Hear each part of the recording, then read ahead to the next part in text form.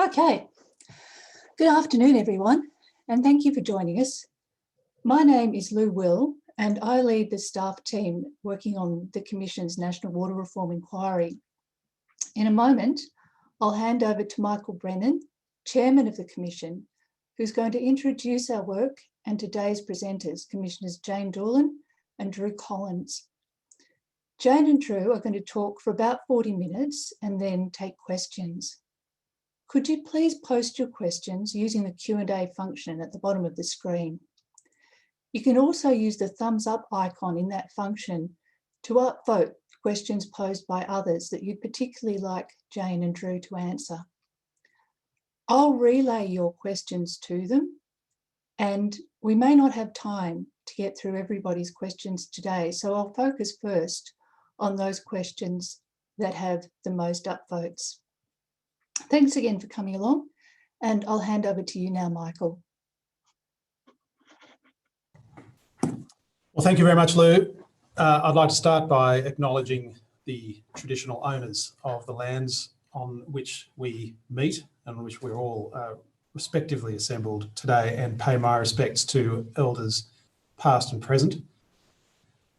And secondly, to welcome everybody to our webinar on national water reform. As you know, this follows on from our draft report, which combines the triennial assessment of the National Water Initiative with some advice also about future directions for water policy reform.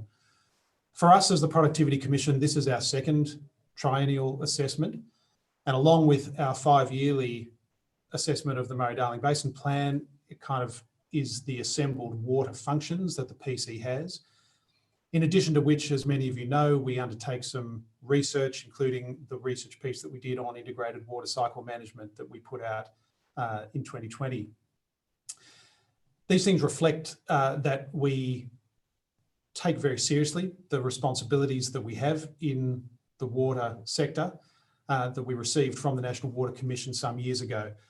We think that they've got significant policy importance, as the draft report bears out. They're also interesting issues and we enjoy them greatly, but we've always been at pains to ensure that we maintain capability and that we take the policy responsibilities we have that we received from the NWC very seriously. So it's with great pleasure today I'm going to introduce the two authors, primary authors, along with Lou, the commissioners who oversaw the work of this draft report. So Jane Doolan, who is the Environment Commissioner at the PC, who brings a very extensive background in natural resource management and environment policy, having been a senior official at the state government level, also a former member of the National Water Commission. And Drew Collins, who was the Associate Commissioner on this project, so somebody that we brought in for his particular expertise, given Drew's significant background in resource economics, including in places like ABARE, and his intellectual grunt, which started off with his time at University of New England. So without further ado, I'm going to hand over to Jane and then Drew to talk a bit about the draft report.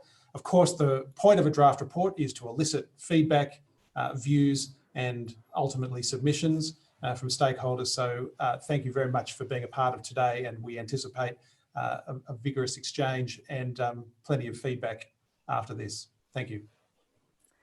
Thanks so much, Michael.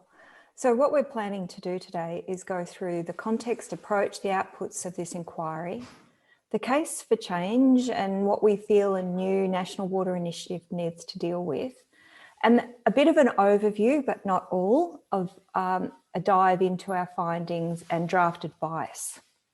So just in terms of context, thought we'd remind you of what the National Water Initiative actually was. So it's a national blueprint for water reform. It was agreed by all state, territory and the Commonwealth governments in 2004 and was actually an extension of the 1994 first National Water Reform Framework that, again, all governments agreed to. Its goal is to increase productivity and efficiency of Australia's water use, service rural and urban communities, and ensure the health of groundwater and river systems.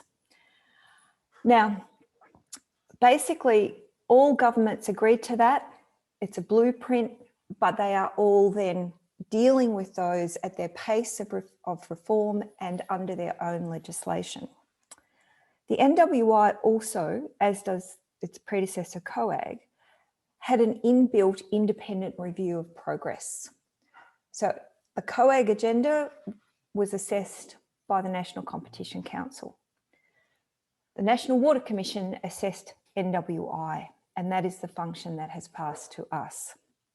So in this goal, the NWI had 8 elements. So with each of this, they had policy directions, they had actions, and they had principles that were all agreed to.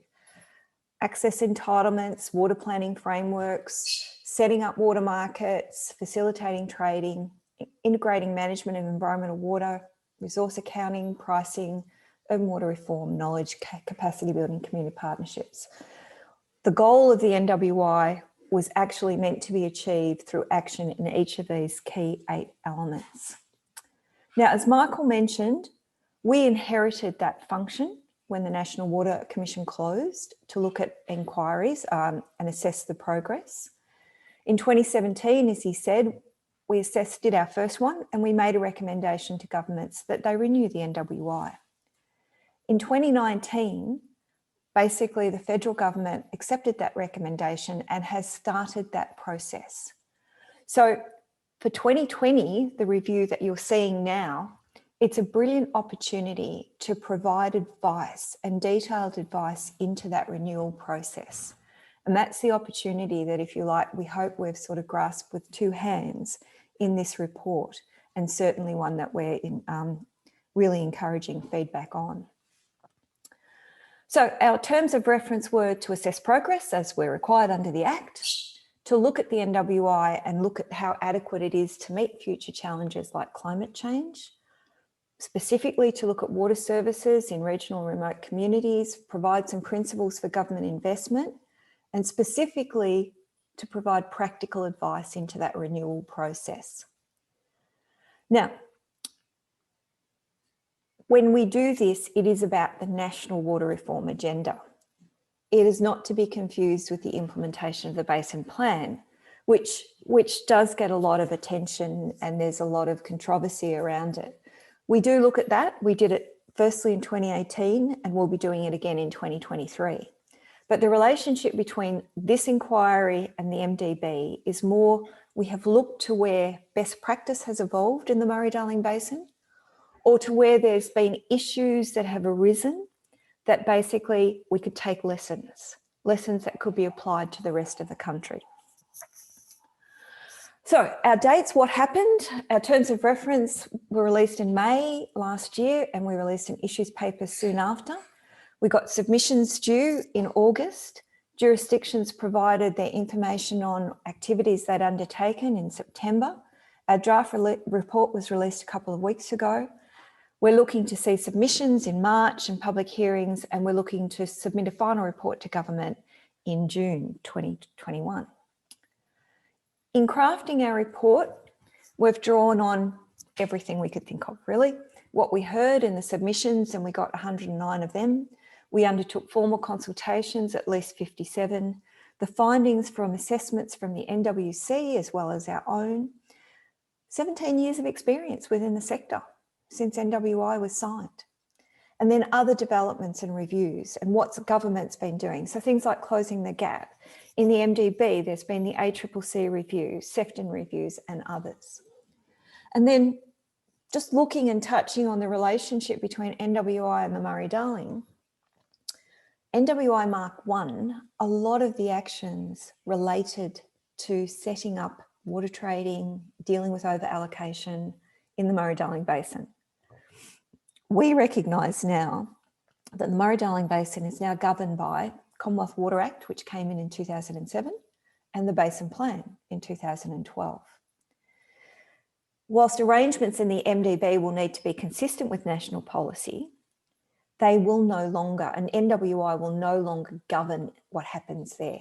It's got its own institutional arrangements. So the renewed NWI has the capacity to be truly national here and provide real consistent overview to all areas of Australia. Okay, So what have we provided? Well, as required, we've provided an assessment of jurisdictional progress against the NWI. We've provided what we consider to be practical advice into that process of NWI renewal around the vision, the goals, objectives, the elements of the NWI, or what a new one could look like, the architecture around it, the governance and implementation arrangements. And then for each of the elements, we've actually provided specific policy directions and principles that we feel a new NWI should really deal with.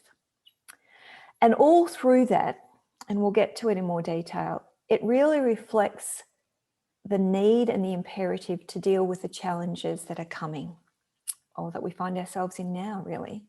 The challenges of climate change, and it really looks at, well, how do we deal with that? We need to know how to contend with drought. We need to be able to adapt to a changing baseline with a high level of uncertainty around it.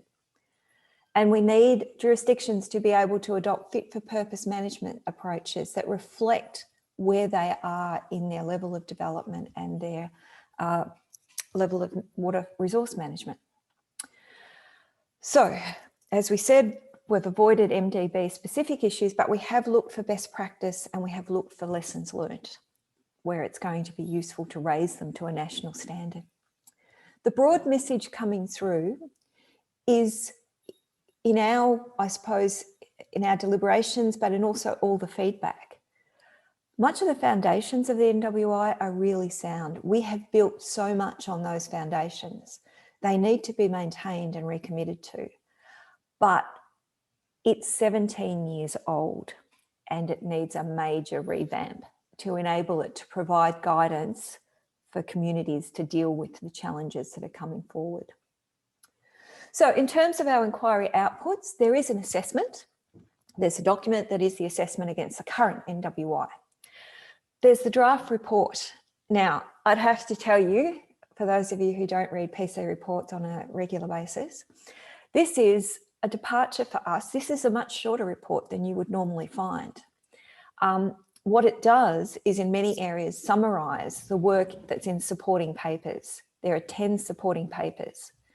So if you're interested in a particular area, I would encourage you to go to the supporting paper where the rationale, the submission analysis is all undertaken and the analysis is undertaken there. Okay, in terms of the assessment findings, so overall, jurisdictions after 17 years of working on the NWI, they've largely achieved most of the commitments they made back in 2004.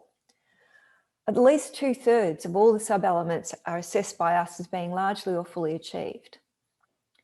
There is some unfinished business in the areas of independent economic regulation, provision of safe drinking water in some areas, particularly in the improving engagement with Aboriginal and Torres Strait Islander people.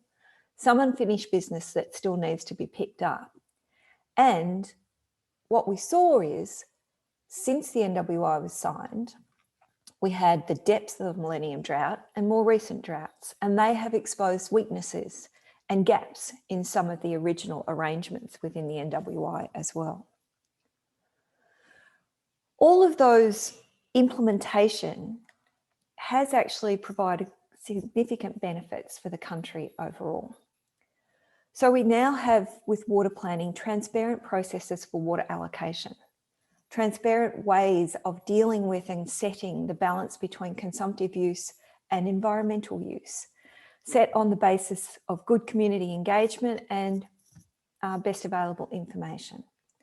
We now have clear and secure property rights for all entitlement holders, and they're valuable assets in their own right. For example, the entitlements in the Southern Murray-Darling Basin are now valued at over $26 billion. So they're assets. They provide collateral for loans. The setting of caps, the establishment of good entitlement processes has helped drive trading and the establishment of water markets.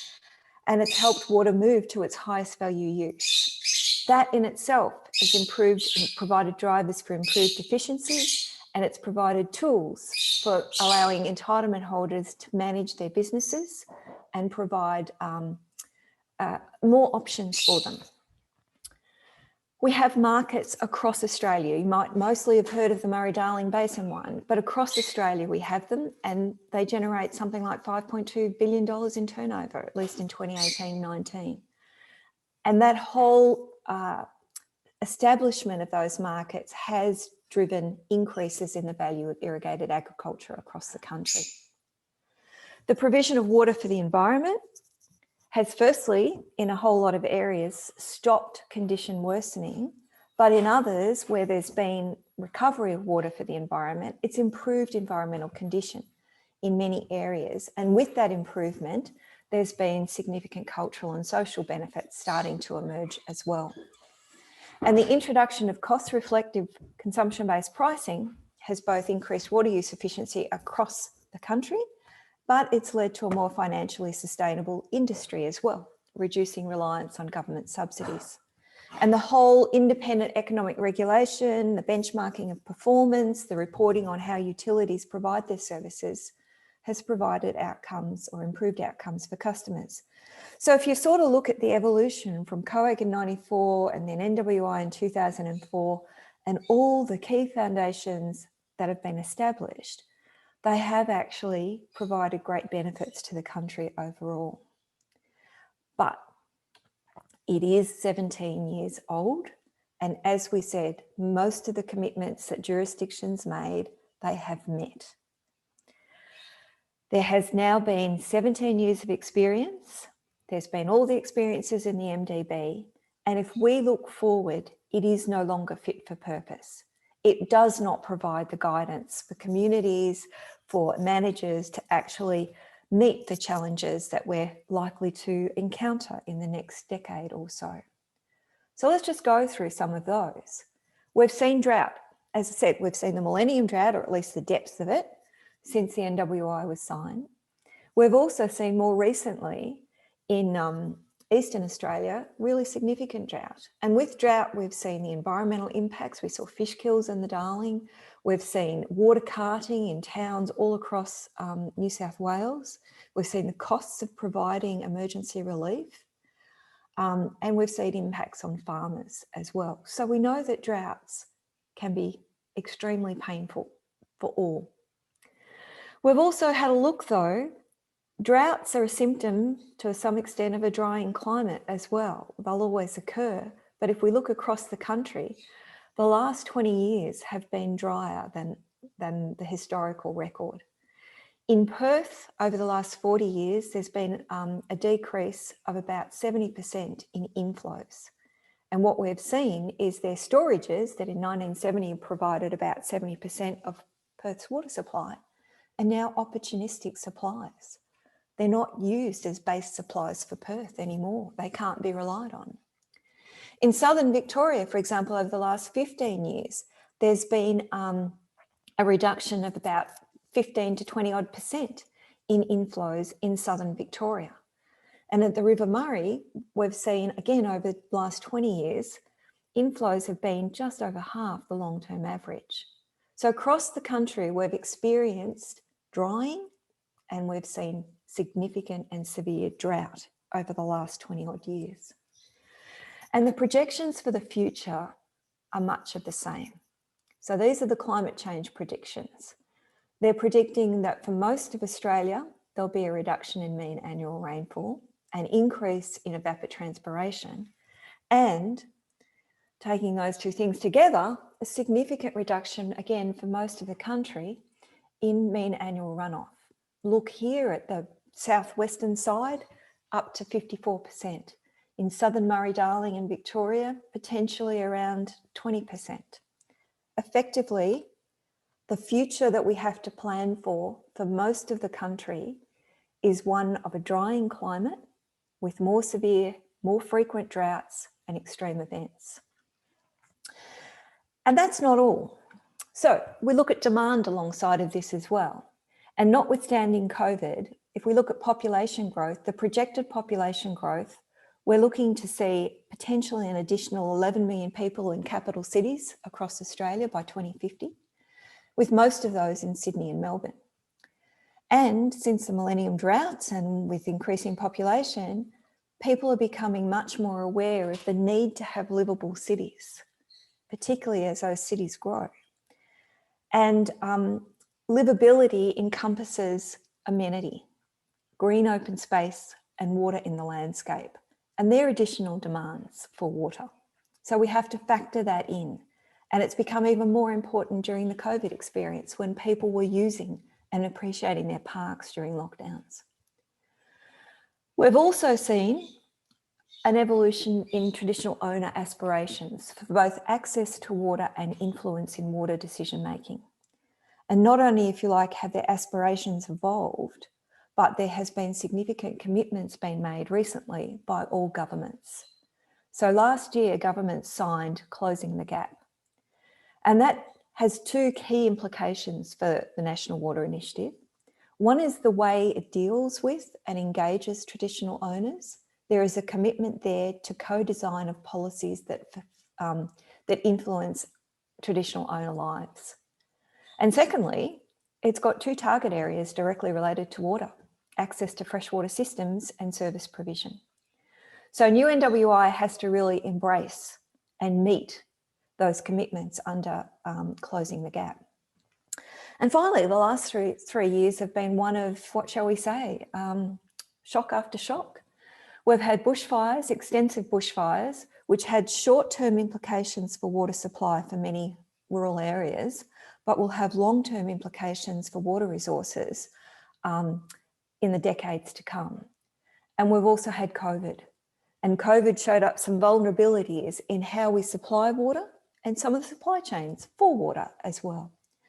So effectively, we believe a new NWI really needs to provide the blueprint, the guidance to allow communities and industries and environmental managers proactively to think about and learn to deal with and cope better with drought and adapt to this changing climate baseline under greater uncertainty. It's got to be the theme and where the new NWI should take us. So some of our findings and advice.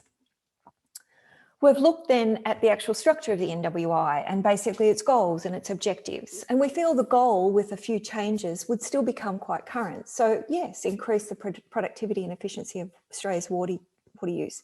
Service the changing needs of urban and rural and remote communities. Ensure the health of our groundwater systems and our river systems and their surrounding landscapes, but whilst recognising and adapting to a changing climate. And in doing this, we need to acknowledge the importance of water in the lives of Aboriginal and Torres Strait Islander people. Now, we went and we looked at all of the objectives, and we feel a number of them, all of them need, if you like, tweaking and bringing up to date and really getting those themes running through them. But there's areas where there are no objectives and they need to be included. So traditional owners and the influence of traditional owners in water management needs to be lifted and recognised as important as a key objective of a new NWI. And NWI Mark 1 was mostly about water resource management. But as we look forward, water resource management will continue to be crucial, but the quality and the way we provide our services to communities is also going to be really critical. So we believe there needs to be a big emphasis on service provision as well. And again, acknowledging the importance of safe and reliable drinking water, integrating water supplies in cities. So I'd refer you to the document to look at how our suggestions on actual words for this, but we actually believe it's important to get the objectives of a national framework, a new blueprint, right. Then we've looked at the elements, the 8 elements. You know, they are the key issues and areas that water management needs to deal with. So we suggest retaining most of them, but we add 2 extra: traditional owner interests and a new one on new infrastructure development. And a number of these areas, we've suggested changes, but some of them, like entitlements, they're minor changes. They're quite good. Maintain all those foundations, bring mining in, bring in alternative water sources. Markets and trading will be critical in that future that we've described. There's lessons to be learned from the MDB here, but the fundamentals are there. Same with best practice pricing and institutional arrangements. But areas like water planning, environmental management, what was system water accounting, urban water services, these need major enhancements. And the traditional owners and new infrastructure are new. So we'll go through, Drew and I, a little bit of this. I'll do water resource management, Drew will cover service provision. But we believe that there also needs to be 6 areas where there are overarching principles that flow all the way through the objectives and through all of these elements. And that is that theme of stronger capacity to cope or contend with drought and adapt to a changing climate. Noting that all jurisdictions are not the level of development we see in the Murray-Darling.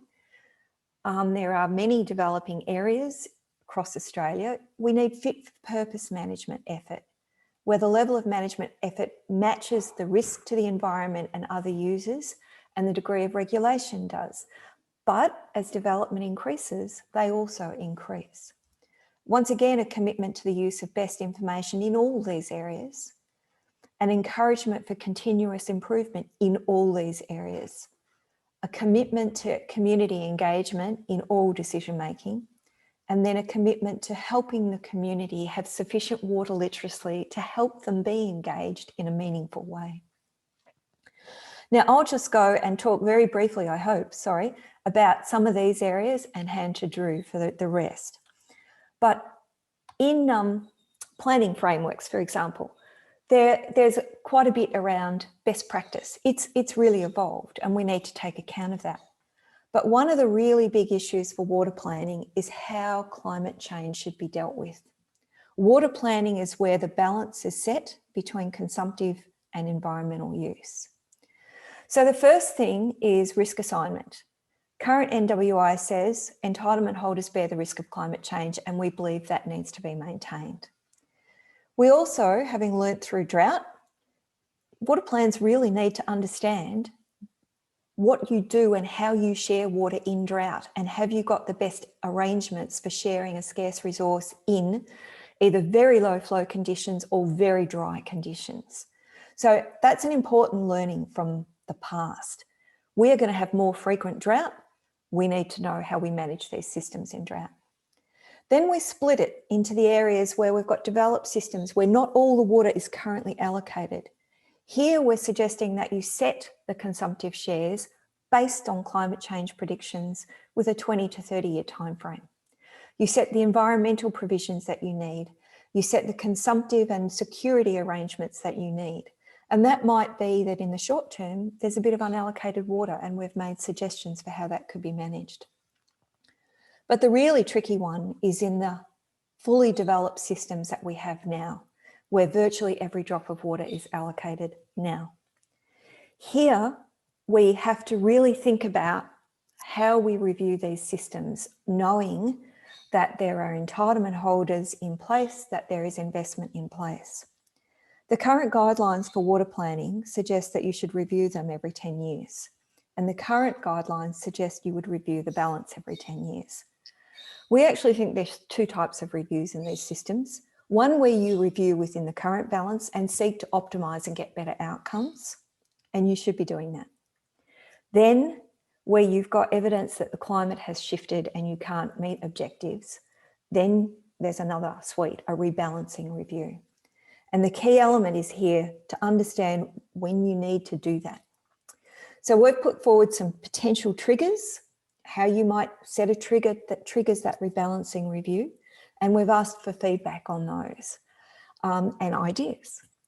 But when you're in a rebalancing review, it's going to be about new objectives, new environmental objectives, new consumptive objectives. So they're serious things. We need to undertake them in a way that does not, or as far as possible, does not erode confidence. Okay, traditional owner interests. We've tried to adopt the framework that was developed as part of the National Cultural Flows to get our thinking right. And this framework has, in some cases, traditional owners want water rights, entitlements that enable them to have consumptive use and development and economic development. In some areas, it's more influence in water management landscapes. And then there's the transformation of the foundations in which we're working. Well, for us, this is closing the gap and that commitment by governments for co-design of policy. So what we've recommended, recognising that, is a new element and a new objective. And that the content of that new element of the NWI Mark II is developed by traditional owners, reflecting that closing the gap commitment for co-design, and it should reflect the closing the gap targets. Now, jurisdictions have set up very recently a committee of Aboriginal water interests to do this. So that's great. We've provided some advice for that committee to consider. So this is a little bit more about traditional owner communities see cultural outcomes as embracing everything from spiritual outcomes, cultural outcomes, condition of traditional uses and the condition of country, through to having water for economic development. We have split that, even though that is not something that they would agree with, but we have split that to enable us to fit those outcomes into the current water allocation management frameworks that we have.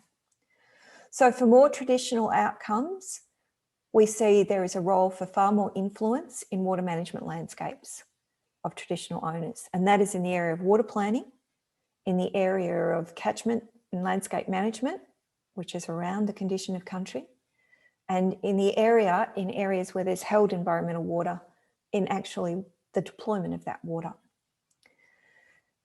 Where there are water rights enabled for unconstrained use for economic development purposes, we believe there needs to be conversations between governments and traditional owner groups to work through, well, what is the best route to economic development for that community?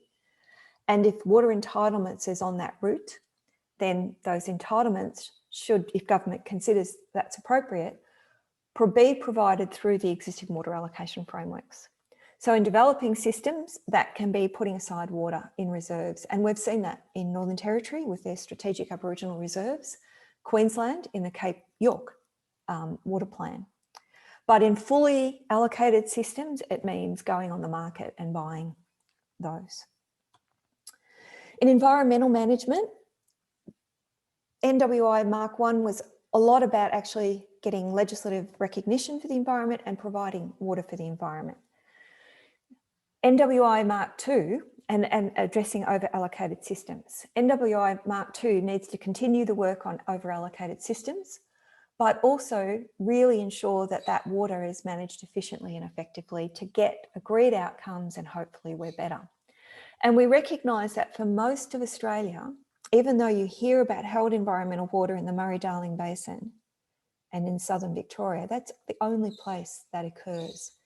Everywhere else in Australia, environmental provisions are provided by putting constraints on consumptive users. We need to recognise that and make sure that is robust. So clear specification of outcomes, making sure we know what happens in drought. And this is critical, the integration of environmental water management with the broader waterway, wetland, catchment management. You need environmental outcomes, and those things are delivered with the integration of water and all the other work, habitat, pest plant management, restoration, water quality. And to do that appropriately, you need to have a function and to identify responsibility for who's actually looking out for that waterway or wetland. You need effective compliance regimes and processes to adapt. In the complex systems with held environmental water, then it's more about really aiming for best use, giving those water managers the tools to help that, trying to get more community benefits, cultural benefits and social benefits where they are compatible with achieving environmental outcomes, and increasing the independence and getting independent audits. And finally, for me, the last area I want to talk about is NWI had water accounting as a key area of transparency. We think recent events in the Murray-Darling Basin has actually shown water accounting on its own is not enough. What we really need is the community and entitlement holders to have confidence in the integrity of the system that is being managed. And there's several elements to that. Firstly, we need to know that water users are demonstrating, complying with their obligations. And that is fit for purpose metering and measurement of interception and water registers, and importantly, compliance and enforcement. All of that tied together to demonstrate that, yes, entitlement holders are complying, and we know they are. In highly developed systems, which is the Murray-Darling, but not only that, we've also seen system managers need to demonstrate to entitlement holders in the community they are managing that system to best effect. So that's actually getting more knowledge and out there and transparency about the flows that are in the system, the losses, where the accounting is, where is the water, so that investors and entitlement holders can have real confidence in that. And those two things then come again against this broader background, which has been pointed in numerous reviews, of the need to increase water literacy, to provide information to the community, to help them understand, help them engage, and engage in a more meaningful way.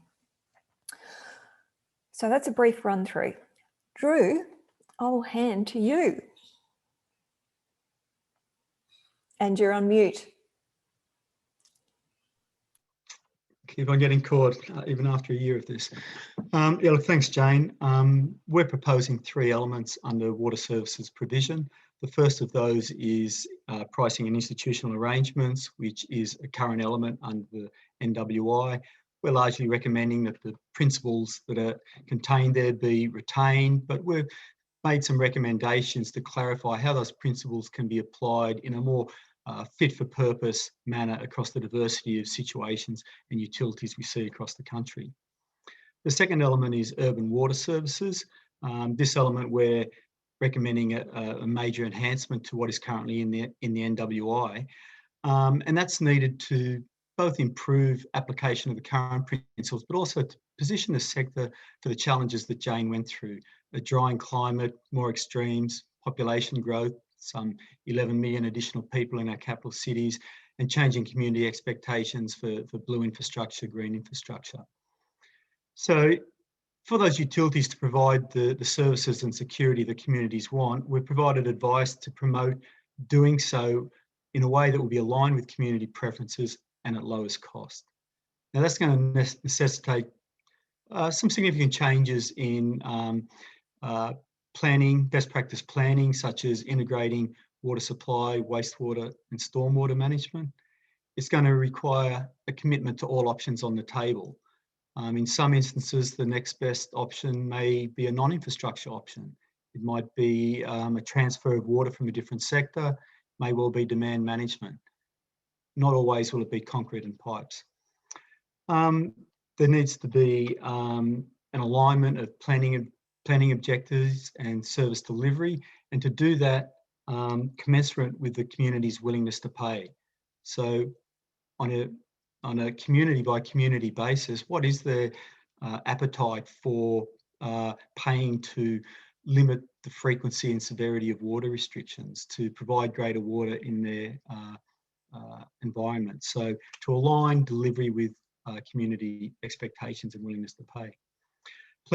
Water planning needs to be linked with land use planning and across scales, particularly the integration of local and regional scales. We also spent some time in the report talking about economic oversight and that it needs to be tailored for the circumstances. We strongly believe that formal economic regulation is required for the larger metropolitan utilities, and indeed needs to be extended in a few situations where that's currently not happening.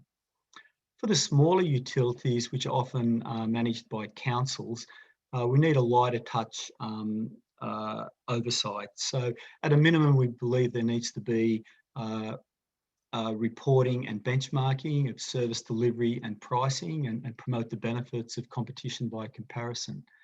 We also believe it's very important that the utility finances are ring-fenced from the finances of the broader council to allow for auditing and to prevent decision-making which isn't in the best interest of efficiency and effectiveness.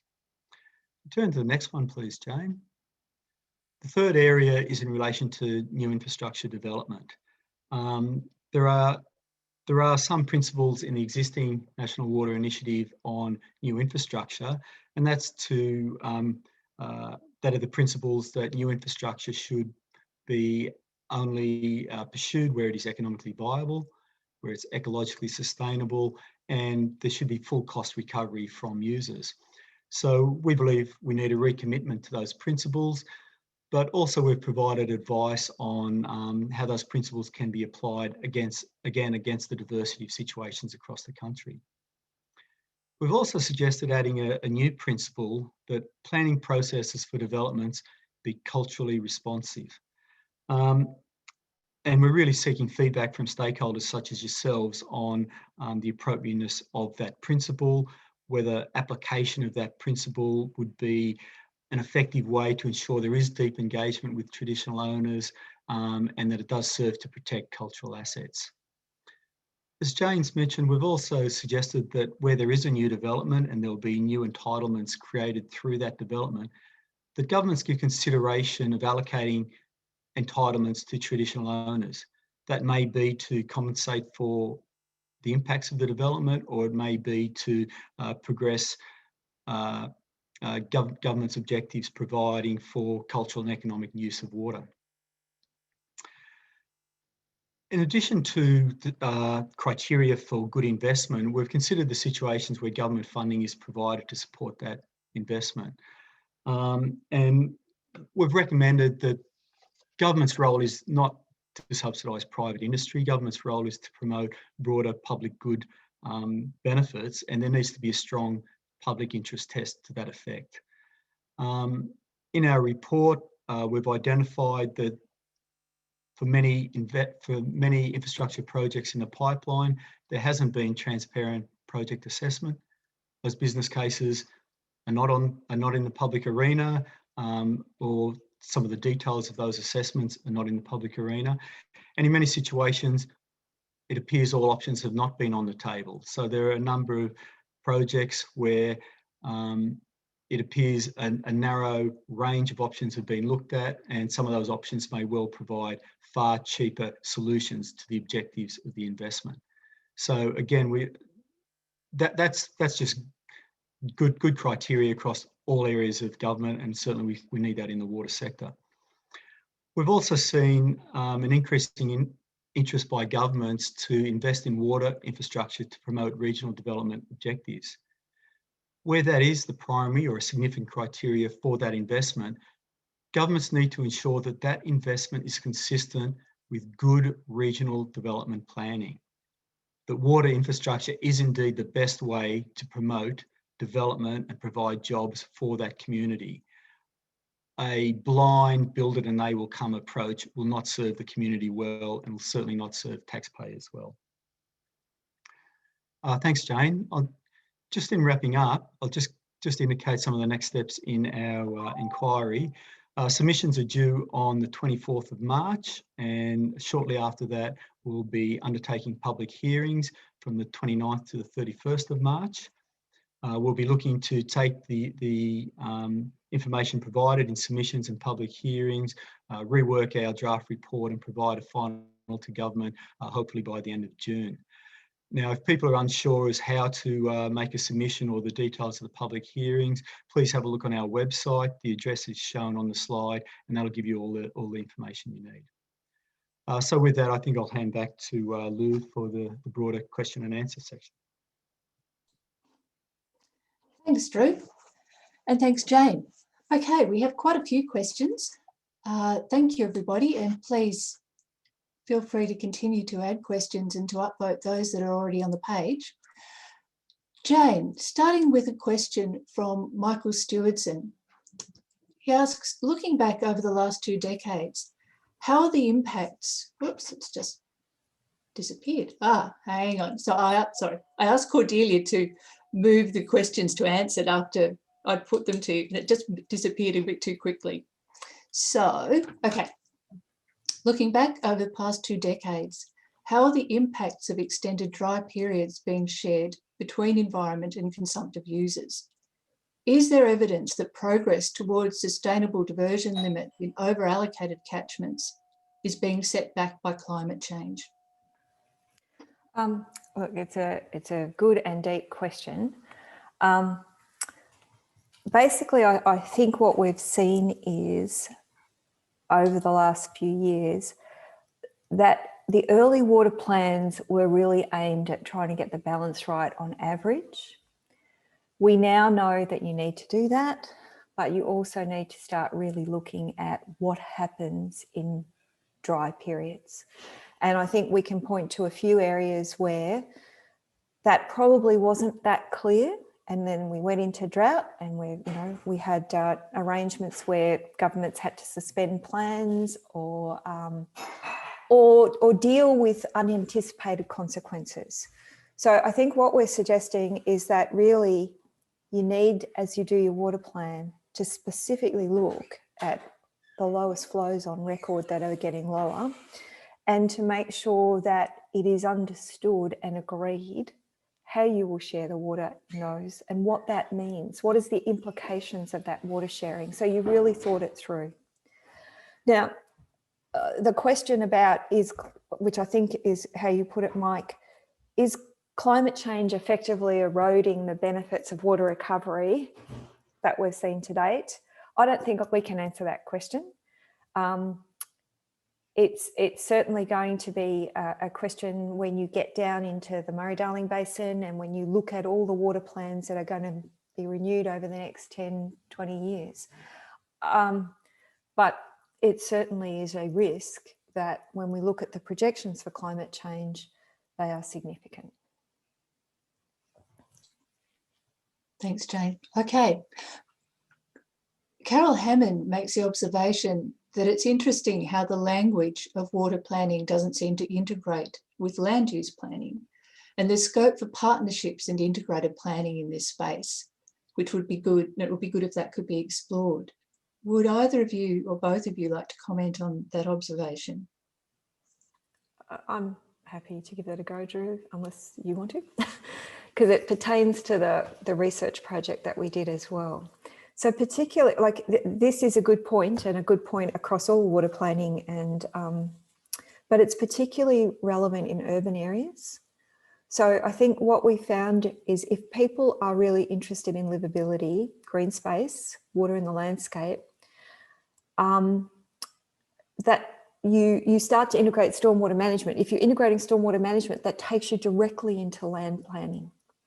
And as Drew mentioned, it's land planning at different timescales, and it's land planning at different spatial scales. So it's at the big city shaping scale, then you get to growth corridor scale, and then you get to precinct planning, and then you can get further down.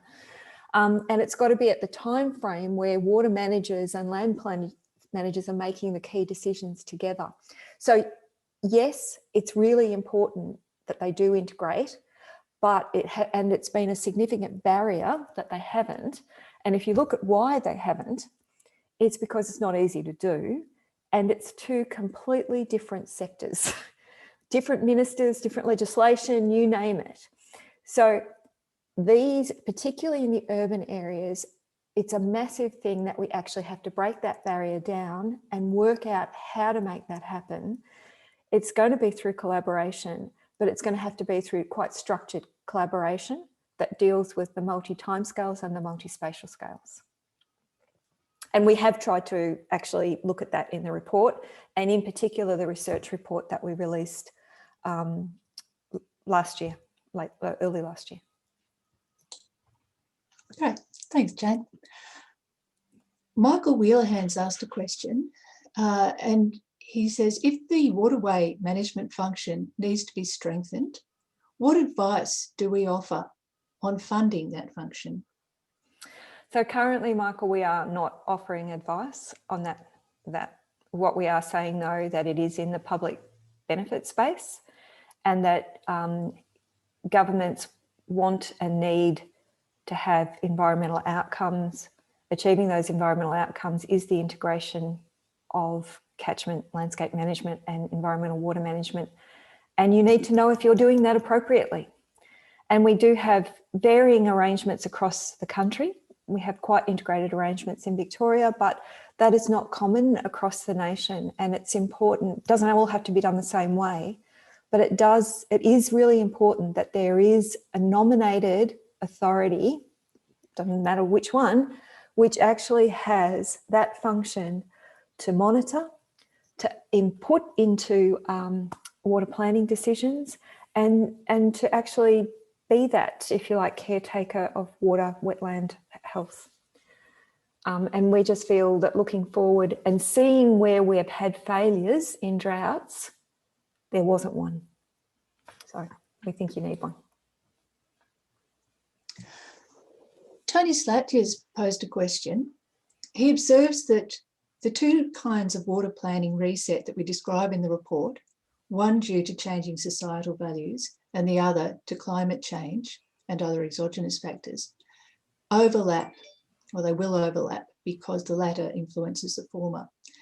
How do you think that the two can be differentiated and follow different processes? It is a really good point.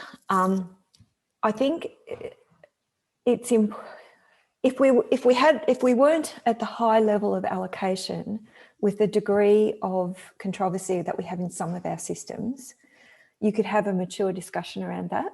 But because in some systems we are there, we do have to think about how we do differentiate. And we've put forward that you could have a trigger. So without that trigger being met, you would actually do the review, and do the review set to how do we do this better within the current balance that we have. The triggers that we've put forward for discussion and feedback, and if other people have better ideas, we're really open to them, because we think this is a critical issue going forward and one of most interest to the community. But we've put forward, you could have a hydrologic trigger. At the moment, Victoria has their 15-year review, and I gave you the results of that. And that says, if you've got a substantive reduction in the pool and if that falls disproportionately on the environment, then you need to have a planning system. You know, it doesn't say what you need to get out of that, but you need to trigger a plan. That's one. So it's a hydrologic trigger. You could have an ecological trigger where basically you look to say, are we meeting and getting the ecological outcomes that we thought we would have in the long term? So it would have to be a long-term one. That would be sensible, but it's also then ecological monitoring isn't an easy thing to do, and it's got to be long-term and it's got to be funded. It's a whole range of things around that too. So we've put forward at least something that differentiates between the two, a trigger that actually says there has been a substantive change in either the water resource pool that we have or that we are not achieving the objectives we thought we would. But we're really open to feedback on this, and we think it's really important that we do get the ideas out in the community on this, because it will be a really significant issue for NWI Mark II. Okay. Jenny Rogers raises a concern that the ring fencing of costs for water will not take into account the wider social or environmental benefits, such as the use of recycled water to maintain green spaces. And she asks, how will the benefits of facilitating urban cooling with the associated mental and physical benefits and waterway health be taken into account when weighing up the additional costs that recycled water schemes involve? I'll make a comment there to start with, Jane. Of course. In part, that plays to the issue that service delivery needs to be tightly tied to community preferences and their willingness to pay. So ensuring that those services are indeed valued and the community is willing to pay for them. We do have issues with some high cost centres where there are affordability issues, and government and those councils by and large may look for help from state governments and other funding sources. The issue is historically that's been done on an ad hoc grant basis. In the future, we're recommending that be done through clearer community service obligation payments. So the service standards and the benefits that are trying to be sought with that investment are clear, understood, and that's what the community needs. And I would just add to that as well, and this also comes out of the research report we did in 2019, We do believe for these new benefits, green spaces, livability, urban cooling, those sorts of governments do need to provide a bit more guidance on the objectives they're setting. And that can be drafted and brought into the community preference debate as well. But currently we've got very clear water supply objectives in urban cities. We've got very clear wastewater disposal objectives and arrangements and standards. Governments have got some high-level motherhood statements on green space, but there's really very little then underneath it. And we do think that a bit more in terms of policy objectives from governments, crafted on the back of community preferences, would then enable the existing processes of economic regulation. It provides much clearer guidance to utilities and local councils about it's an acceptable and sought after and endorsed objective to seek. So we also believe there's a role a bit more for clearer policy there. Okay, Alex Paulson has asked about our recommendations for drinking water quality. So, you know, the research has found that many in drinking unsafe water, particularly in Aboriginal and Torres Strait Islander communities, he'd like you to talk about your recommendations that we've made to address those sorts of issues. True. Mute.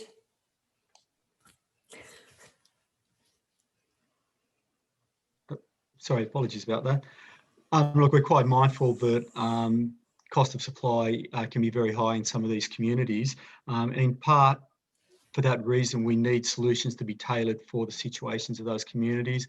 We've observed situations where they've tried to fit a solution for other communities to those situations, which have led to high cost in servicing, etc. So certainly identifying the specific needs of those communities and tailoring local solutions with local help is very important.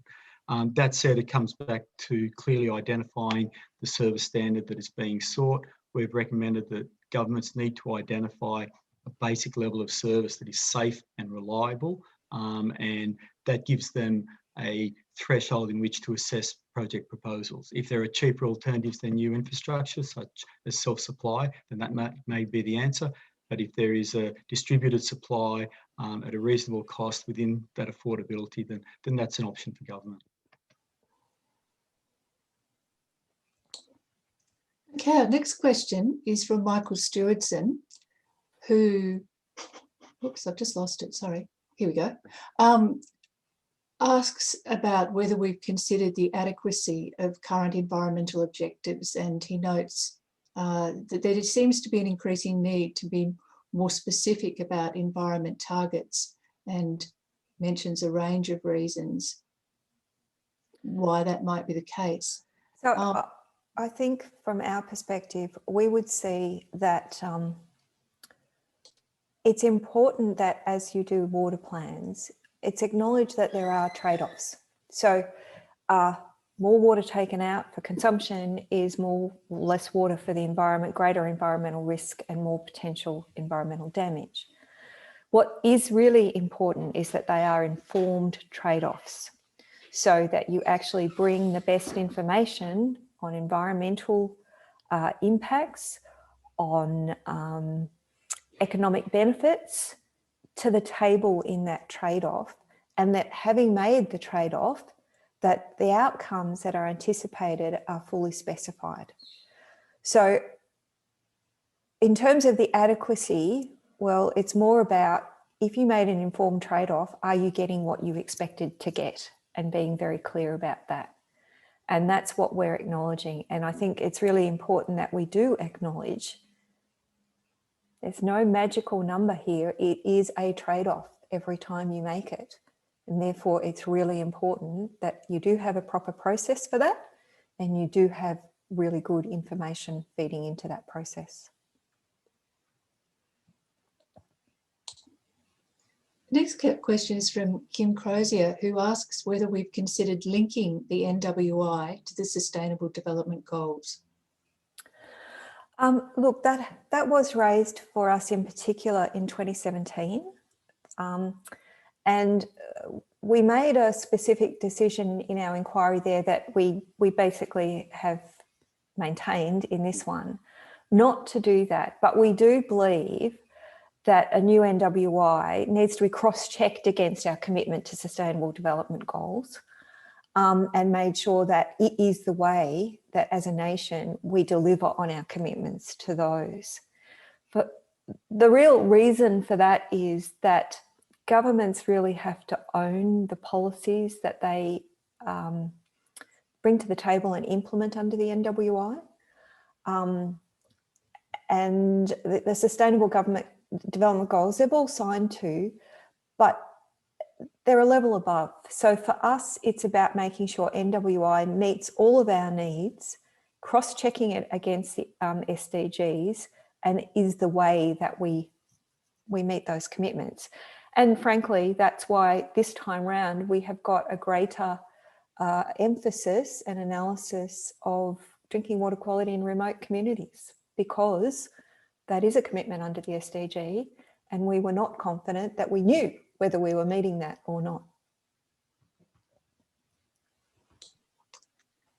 Anne Jensen asks about lessons learned from water trading to ensure that delivery to a new site can occur without impacts on ecosystems or demand being beyond the capacity of the system to deliver. I think this is an area where it's a lesson. The experience is in the MDB and it's not elsewhere.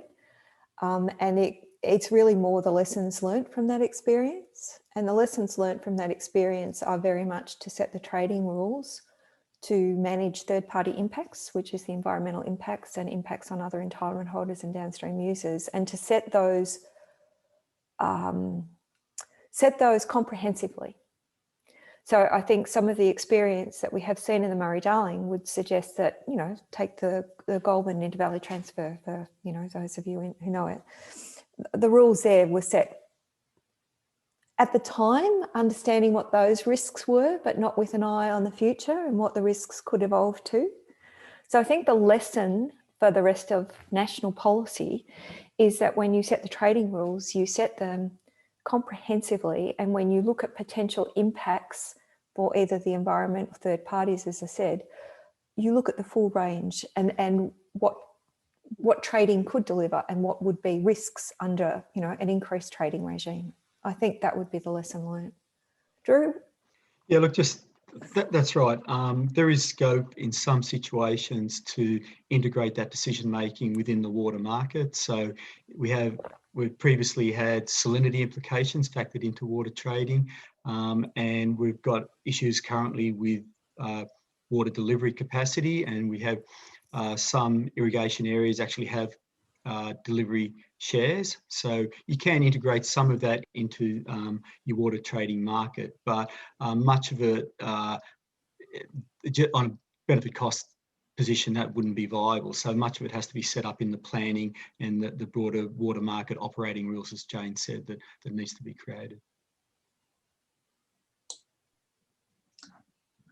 Okay, Jaden Harvey picks up on the commentary we make in Chapter 2 about the important role played by water in promoting livability, and asks whether there's a view that water for livability is a consumptive use, or could it be considered instead an environmental use? Look, I think it sort of depends, really. In some cases, it could be an environmental use where it's directly, where the livability is associated with a natural feature of a wetland or a river, for example. But if we're creating wetlands or if we're, you know, irrigating green open space, then it doesn't meet the legislative requirement for what environmental water is meant to do, and it is a consumptive use. So, and the legislative requirements are specified in all the state legislation, and that they are really about biodiversity and ecological function. And so the answer is no. Not unless livability is associated with that.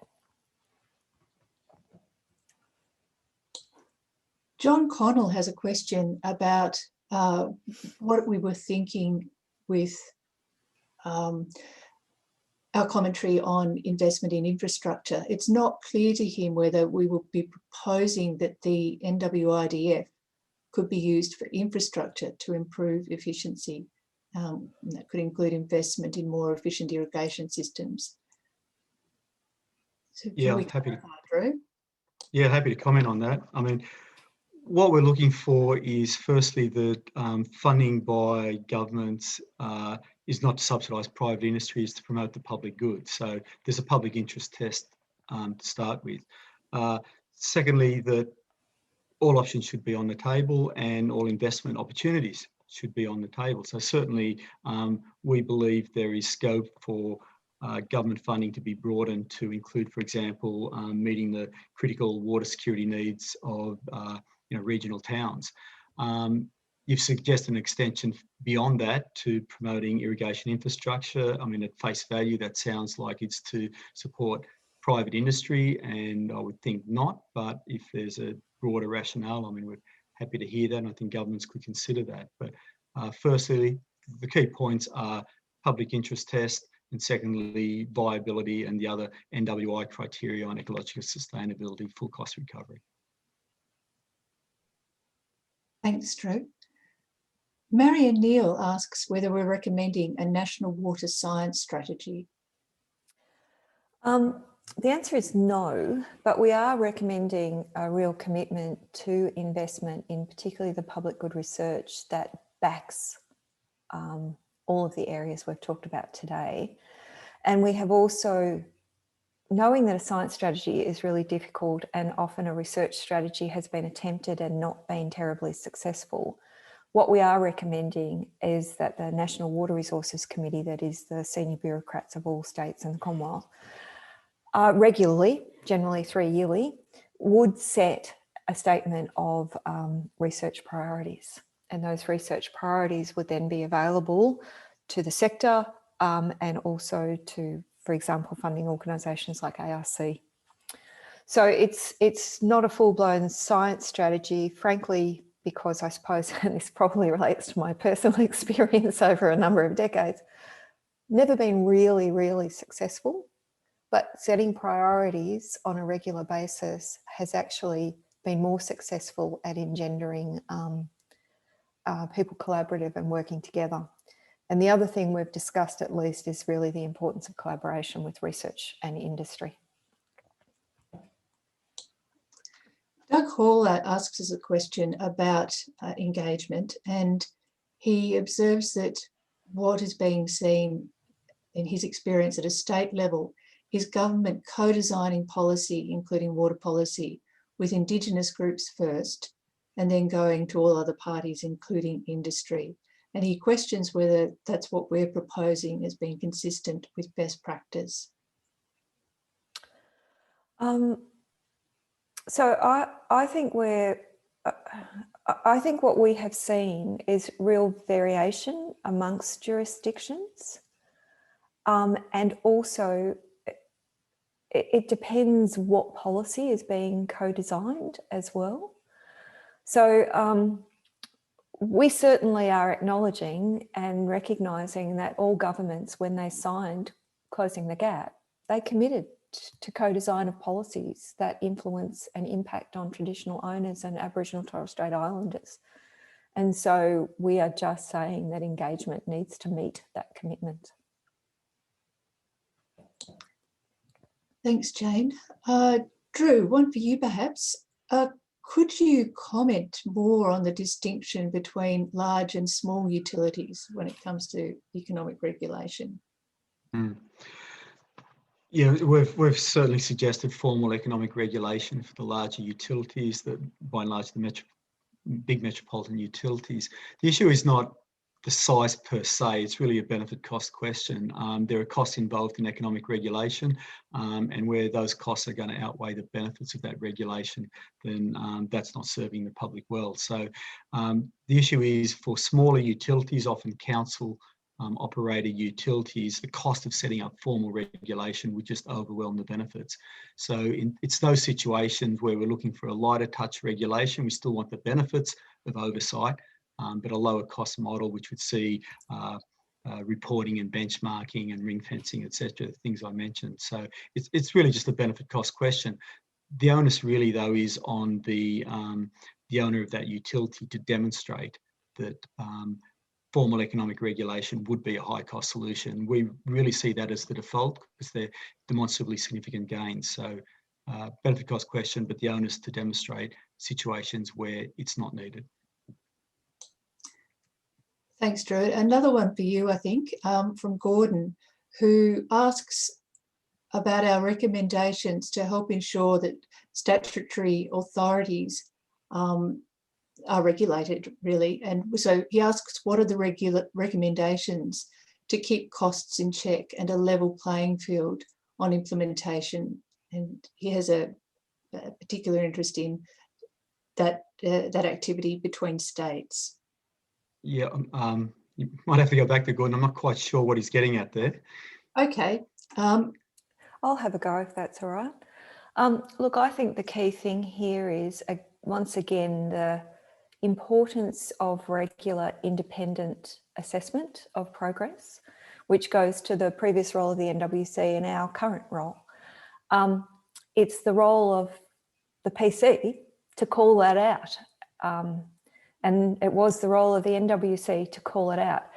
I think it's important, though, that we say we are not expecting all states to do things exactly the same way. What we are is setting up a framework where a state who hasn't fully allocated their resources, where as they move to full allocation, they'll do it in a way that avoids all the mistakes of the past.